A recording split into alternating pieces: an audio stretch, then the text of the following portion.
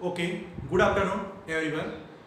તો આપણે સોલિડ સેટના ઓલરેડી 7 લેક્ચર્સ કમ્પ્લીટ થઈ ગયા છે, બરાબર? જેમાં પ્રથમ સોલિડ સ્ટેટની ડેફિનેશન્સ આપી, પછી radius, atoms and edge length વચ્ચેનું રિલેશનશિપ આપ્યું, કોઓર્ડિનેશન નંબર ચેક કર્યા, ઓકે, કોઓર્ડિનેશન્સ નંબર ચેક કર્યા, પછી એના pairs of unit cell check કર્યા. આ બધા જ સોલિડ સ્ટેટના ટાઇપ્સ આપણે ક્લિયર કરી ચૂક્યા, બરાબર? અને લાસ્ટ ટાઈમ આપણે એના આધારે અનુસંધાનના આધારે સ્ટ્રક્ચર્સ ડિફાઇન્સ કેવી રીતે કરવા, કે ભાઈ કોર્નર પોઝિશન્સ, એટમની પોઝિશન્સ કઈ છે, એનું ડિસ્કશન્સ આપણે લાસ્ટ લેક્ચર્સમાં કરી દીધું.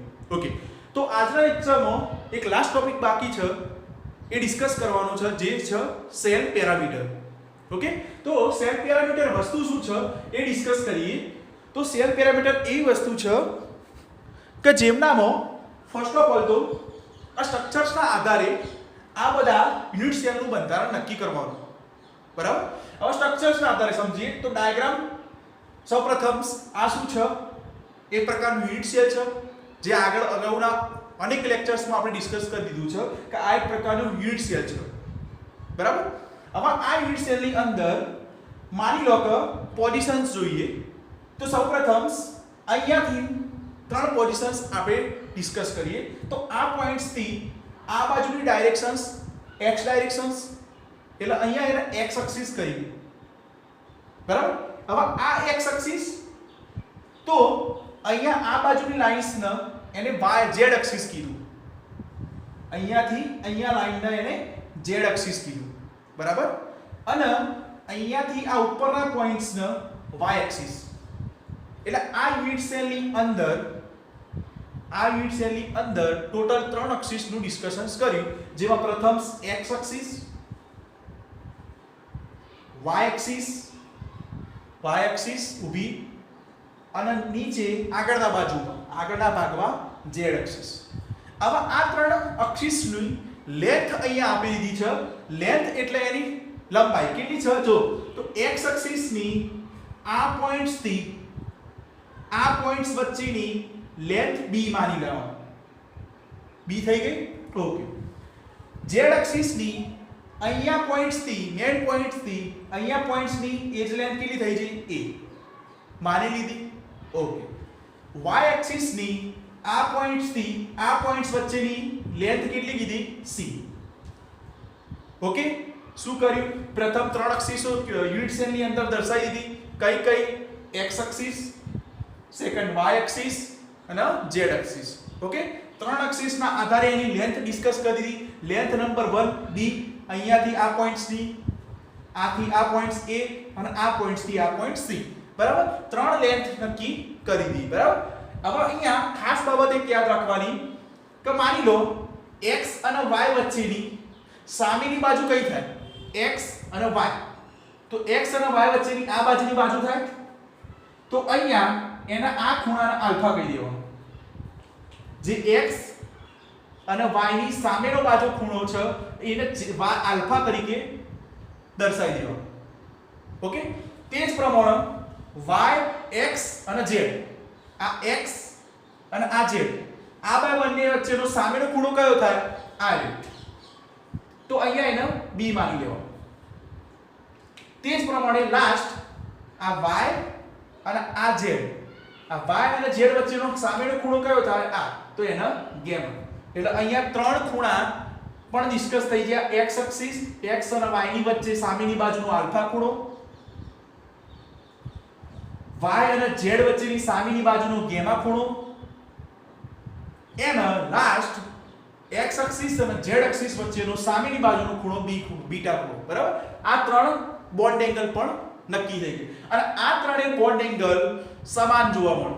90 ક્યુબિક સેલના બધા જ ખૂણાઓના માપનો સમાન જોવા મળે. બધા માપો સમાન જોવા મળે. આલ્ફા બરાબર બીટા બરાબર ગેમા, બધા 90 જ જોવા મળે ક્યુબિક સેલની અંદર. ક્યુબિક સેલની અંદર વાત કરી દો, બરાબર? તો આ હતી ક્યુબિક સેલ.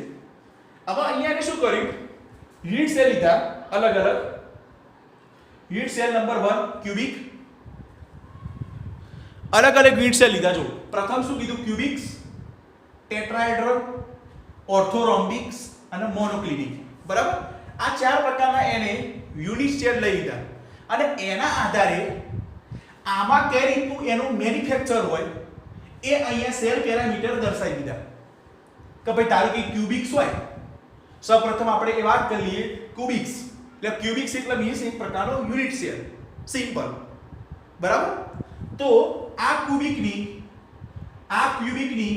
આ સ્ટ્રક્ચર્સમાં શું પોઝિશન છે એ સેલ પેરામીટરમાં દર્શાવી દીધી. ફરીથી રિમાઇન્ડ કરું, આપેલા અનેક પ્રકારના યુનિટ સેલ લઈ લીધા. હવે સૌપ્રથમ યુનિટ સેલ માની લો ક્યુબિક છે. હવે આ ક્યુબિક યુનિટ સેલના આ સ્ટ્રક્ચર્સમાં કઈ રીતનું બંધારણ ધરાવે છે એ સેલ પેરામીટર અહીંયા દર્શાવી દીધા. ઓકે, સૌપ્રથમ ડિસ્કસ કરીએ તો ક્યુબિક્સ, સિમ્પલ ક્યુબિક બરાબર. હવે ક્યુબિકની સેલ પેરામીટર ડિસ્કસ કરીએ તો કઈ પોઝિશન છે જો તેને સહી કઈ કન્ડિશન આલી તો જુઓ આલ્ફા બીટા ગેમા 90.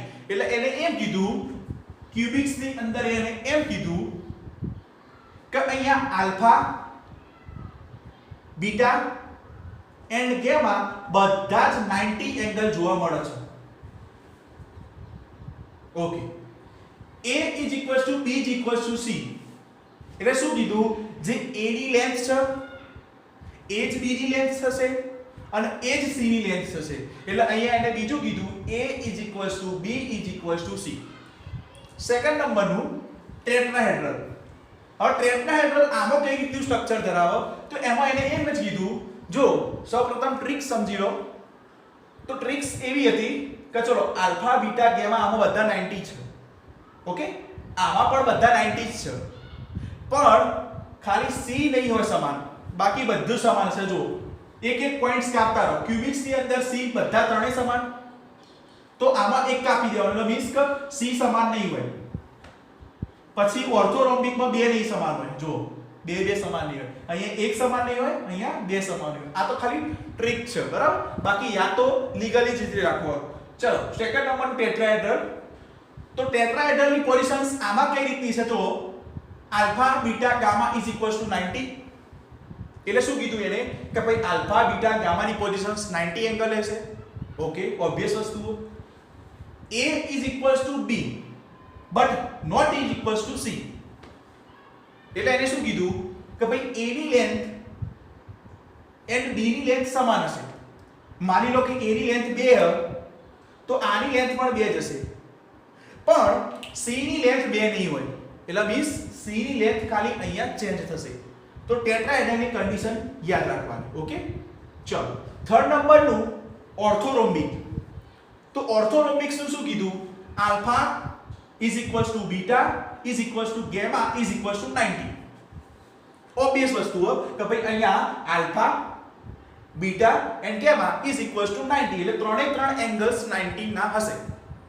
ઓકે, પણ એને કન્ડિશન્સ આગળ થોડી એવી મૂકી કે ભાઈ A not equals to B not equals to C.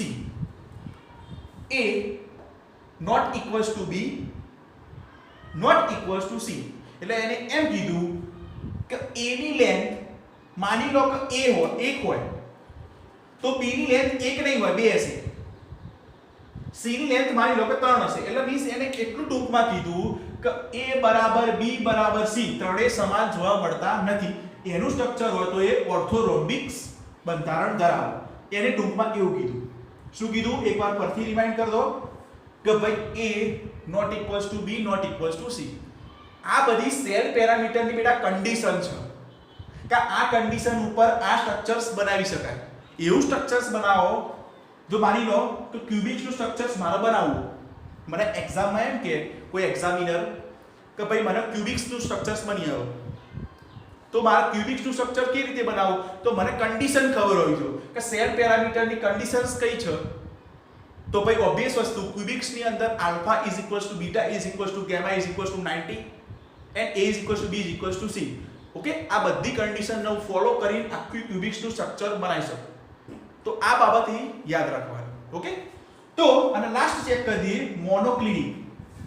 હવે મોનોક્લિનિક ની અંદર શું છે કન્ડિશન્સ આલ્ફા અને ગેમા 90 ખરા એટલે મીન્સ કે આલ્ફા અને ગેમા, અહીંયા આલ્ફા આ જે આલ્ફા છે અને ગેમા એ 90 વસ્તુ સાચી, પણ બીટા 90 નહીં હોય. એને શું કીધું? Beta not is equals to 90. Okay, obvious વસ્તુ એટલે જે કન્ડિશન્સ કીધી હોય કન્ડિશન્સ ફોલો કરવી પડે, બરાબર. અને last s not equals to b not equals to c. ત્રણેયની લેન્થ સમાન જોવા મળતી નથી. a ની લેન્થ જુદી, b ની લેન્થ જુદી અને c ની લેન્થ જુદી. તો આ ડિસ્કશન હતું યુનિટ સેલની અંદર સેલ પેરામીટરની કન્ડિશન્સ કઈ રીતની હોય, બરાબર. માની લો કે આ conditions alpha, beta, gamma, a, b, c. તો આ કન્ડિશન જનરલ કન્ડિશન્સ આપણે ડિસ્કસ કરી દીધી, બરાબર. તો આ સોલિડ સ્ટેટની અંદર ટૂંકમાં આટલું ડિસ્કસ કરવાનું હતું. ઓકે, હવે નેક્સ્ટ ટર્મની અંદર આપણે નેક્સ્ટ લેક્ચર તરફ જતા રહીશું. આ લાસ્ટ ટોપિક હતો સોલિડ સ્ટેટનો, આ લાસ્ટ ટોપિક હતો સેલ પેરામીટર, બરાબર.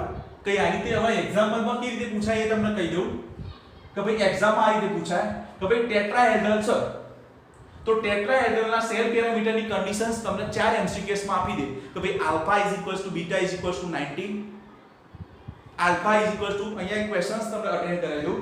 જો એ ક્વેશ્ચન્સ આ રીતના પૂછાઈ શકો. Just 2 minutes.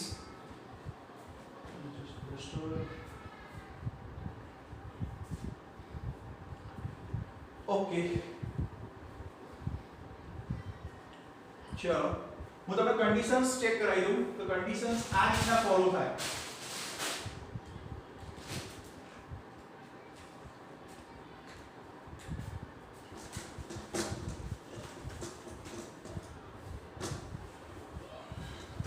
ચલો માની લો ક્વેશ્ચન્સ કઈ રીતે પૂછું, બરાબર.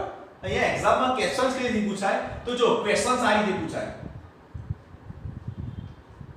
ક્વેશ્ચન્સ આ રીતના હશે કે ભાઈ ટેટ્રાહેડ્રલ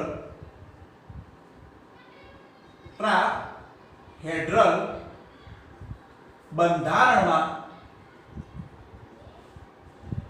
સેલ પેરામીટર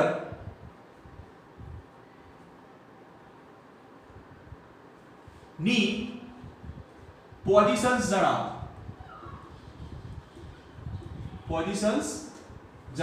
બરાબર. ક્વેશ્ચન્સ તમને આ રીતના પૂછાય કે ભાઈ ટેટ્રાહેડ્રલ્સ ક્યુબિક યુનિટ સેલ લીધો એના બંધારણની સેલ પેરામીટર્સ ની અને MCQs અહીંયા આ રીતે પૂછા alpha is equals to beta is equals to gamma is equals to 90, b alpha is equals to beta is equals not equals to gamma is equals to 90, બરાબર. ગામા 90 હતી. c option એવું પૂછાય alpha not equals to beta not equals to gamma is equals to 90, બરાબર. ત્રણેય 90 નહીં. તો obvious વસ્તુ હો કે ટેટ્રાહેડ્રલની કન્ડિશનમાં સેલ પેરામીટર કઈ કન્ડિશન ધારણ કરે? Alpha is equals to beta is equals to gamma is equals to 90. Obvious વસ્તુ આપણે હાલ કોષ્ટકમાં ડિસ્કસ કર્યું એ પ્રમાણે MCQs આ રીતના MCQs પૂછાય કે ભાઈ ટેટ્રાહેડ્રલ બંધારણમાં સેલ પેરામીટરની પોઝિશન્સ જણાવો. આલ્ફા, બીટા, ગામા 90 હોય. ઓકે, તો આ ડિસ્કસ હતી સેલ પેરામીટરની, બરાબર. ઓકે, તો હોપફુલી તમને આ બધી કન્ડિશન્સ ખબર હશે. ચલો, તો આ બધું સોલિડ સ્ટેટનું આપણે ડિસ્કશન્સ કરી લીધું, બરાબર. ચલો હવે નેક્સ્ટ કન્ડિશન્સમાં આપણે નેક્સ્ટ ચેપ્ટર તરફ સારું એવું 12 સાયન્સનું આપણે ચલાવી દઈએ. અહીંયા સોલિડ સ્ટેટની ટોટલી કન્ડિશન્સ વાઇઝ બધા ચેપ્ટરનું ક્લિયરેશન્સ થઈ ગયું, બરાબર. 1 by 1 ટોપિક્સનું ડિસ્કશન્સ પણ થઈ ગયું. Okay, all the very best.